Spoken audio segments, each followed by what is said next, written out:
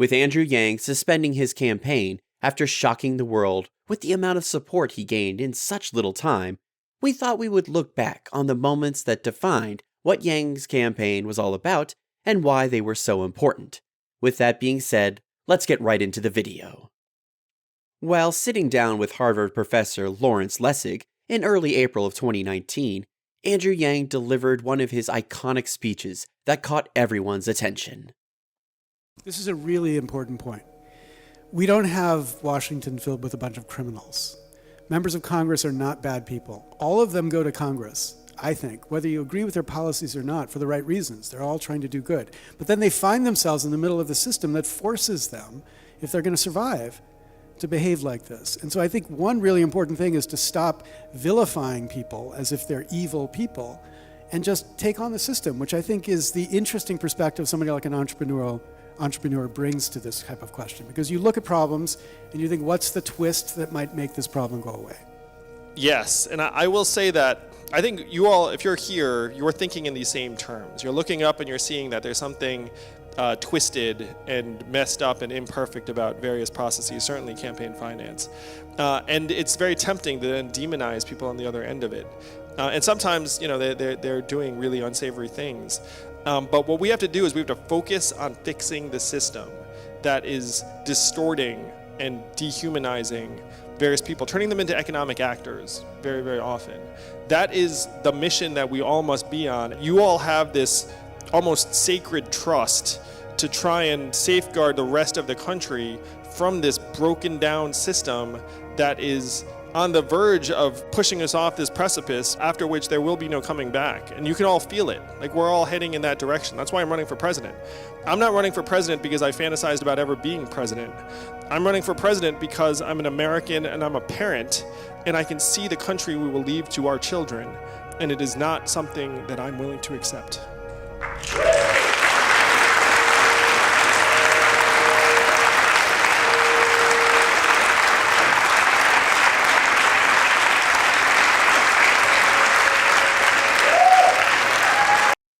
During the third Democratic debate, Yang put his phrase, "not left, not right, but forward," to the test, and it captured everyone's heart and showed what it was that made Yang so unique. Mr. Yang? You know what the talking heads couldn't stop talking about after the last debate? It's not the fact that I'm somehow number 4 on this stage in national polling. It was the fact that I wasn't wearing a tie. Instead of talking about automation in our future, including the fact that we automated away 4 million manufacturing jobs, hundreds of thousands right here in Michigan, we're up here with makeup on our faces and our rehearsed attack lines, playing roles in this reality TV show. It's one reason why we elected a reality TV star as our president. We need to be laser focused on solving the real challenges of today, like the fact that the most common jobs in America may not exist in a decade, or that most Americans cannot pay their bills. My flagship proposal, the Freedom Dividend, would put $1,000 a month into the hands of every American adult, be a game changer for millions of American families. If you care more about your family and your kids than my neckwear, enter your zip code at yang2020.com and see what $1,000 a month would mean to your community. I have done the math. It's not left, it's not right, it's forward, and that is how we're going to beat Donald Trump in 2020. While participating in a gun law forum in Iowa, 2020 presidential candidate Andrew Yang broke down in tears after an attendee told the story of her daughter who was killed by a stray bullet while her other child witnessed the incident. My beautiful 4-year-old daughter, Dayla, was struck by a stray bullet March 2011. My son, my daughter's twin brother, witnessed what happened that day. She died 2 days later.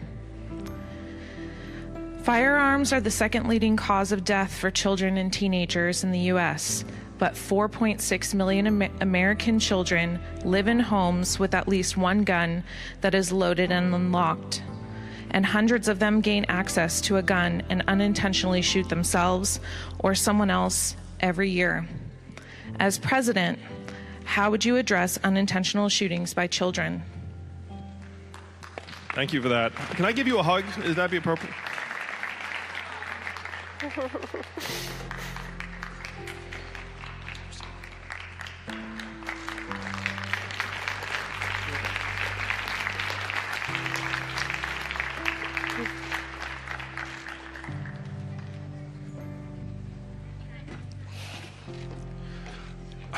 have a 6 and 3-year-old boy, as I'm imagining.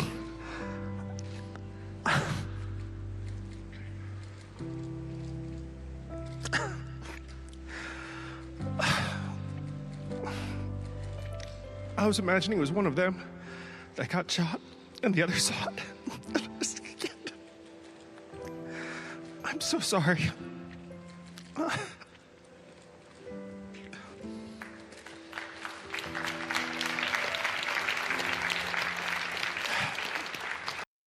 During Yang's campaign run in New Hampshire, Andrew Yang talks with a truck driver who, before speaking to Yang, claims he was a staunch Republican, but after talking to Yang, realizes that Yang is not your typical Democrat, and that he has viable strategies to help the average U.S. citizen.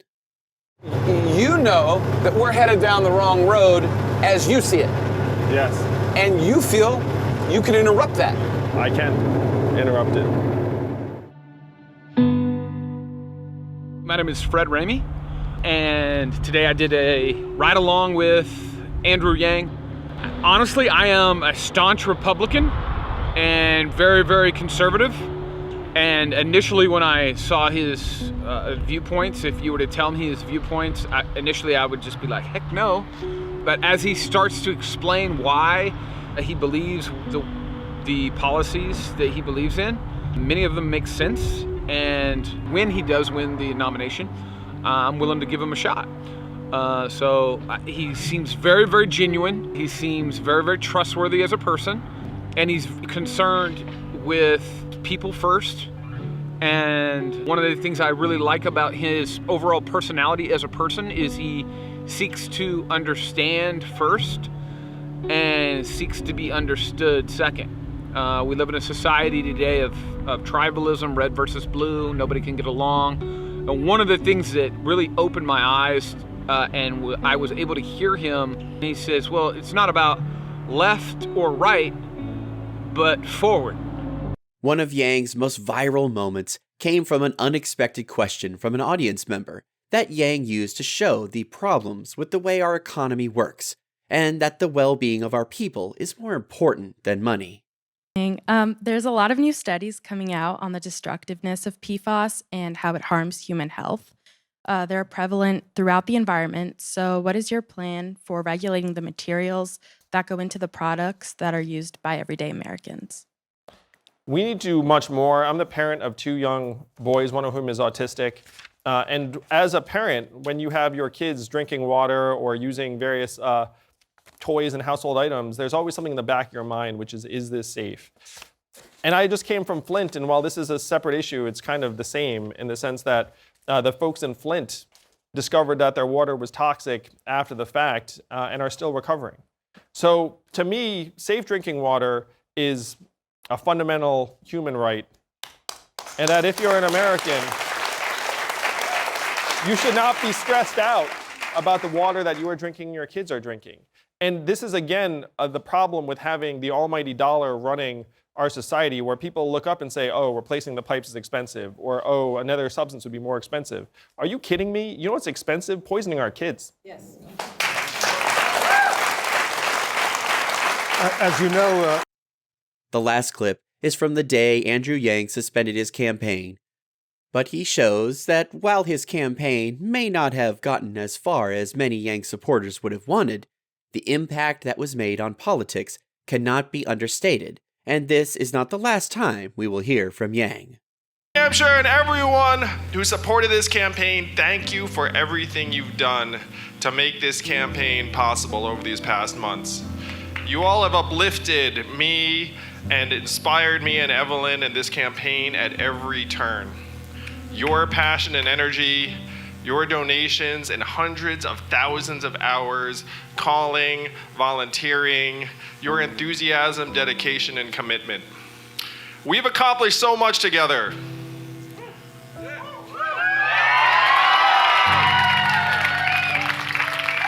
We have brought a message of humanity first and a vision of an economy and society that works for us and our families to millions of our fellow Americans.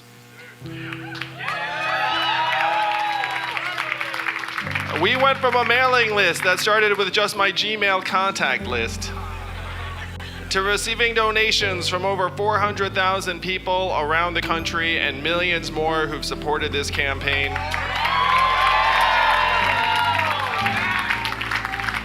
One of the things I'm most proud of, we gave $1,000 a month to 13 families around the country, including Jody Fassey right here in New Hampshire. We highlighted the real problems in our communities as our economy is being transformed before our eyes by technology and automation. And Americans know now that when you go to a factory in Michigan, you do not find wall-to-wall immigrants doing work. You find wall-to-wall robot arms and machines doing the work that people used to do. We stood on the debate stage and shifted our national conversation to include the fourth industrial revolution, a topic no one wanted to touch until we made it happen here with this campaign.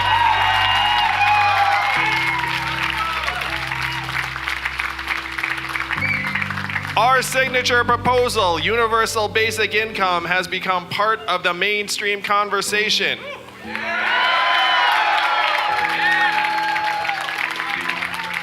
We increased the popular support for universal basic income to 66% of Democrats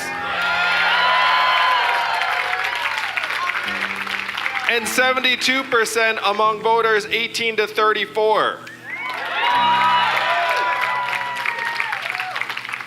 Without a doubt, we accelerated the eradication of poverty in our society by years, even generations. And that is thanks to all of you who are here tonight.